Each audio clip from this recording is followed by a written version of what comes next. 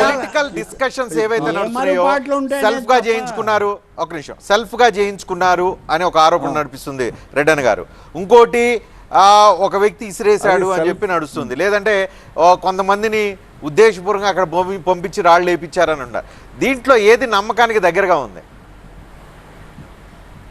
ఇప్పుడు రాయి వాళ్ళంతకు వాళ్ళే వేయించుకున్నారు అంటే అదేమి చిన్న పిల్లల బాల్ కాదు, దెబ్బ తగిలింది, రక్తం వచ్చింది.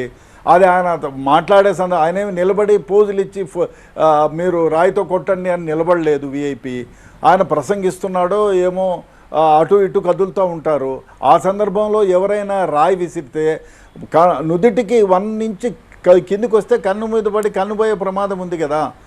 డెఫినెట్గా అది ఆయన వాళ్ళ సమూహంలో నుంచి నన్ను కొట్టండి అని నిలబడి చేయించుకునేదే అయితే ఆయన మూమెంట్ కొంచెం కిందికి పోతే కన్నుపోయే ప్రమాదం ఉంది కదా.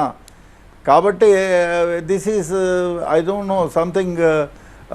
ఎవరైనా ఒకవేళ అది రాయి నడుముకో కాలుకో కొట్టినాడు అంటే అప్పుడు ఆ వర్షన్కి నమ్మడానికి అవుతుంది. కానీ తలకు కణతకు నుదుటికి కొట్టిన తర్వాత ఐ డోంట్ థింక్ దట్.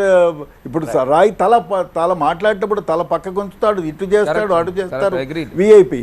అట్లా అప్పుడు తగిలే ప్రమాదం ఉంది కదా. కన్ను పోవచ్చు కదా, కన్ను పోగొట్టుకొని గెలుపు కోసం కన్ను పోగొట్టుకునే ప్రాణమైపోతుంది కదా. ఇక్కడ తగిలితే ప్రాణమైపోతుంది కదా, తగిలితే ప్రాణమైపోతుంది కదా, తల పగులుతుంది.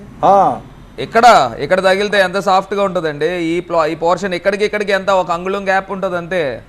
నుదుటికి కణితకి అంగుళం గ్యాప్ ఉంటుంది అంతే. ఇక్కడ తగిలింది ఇక్కడ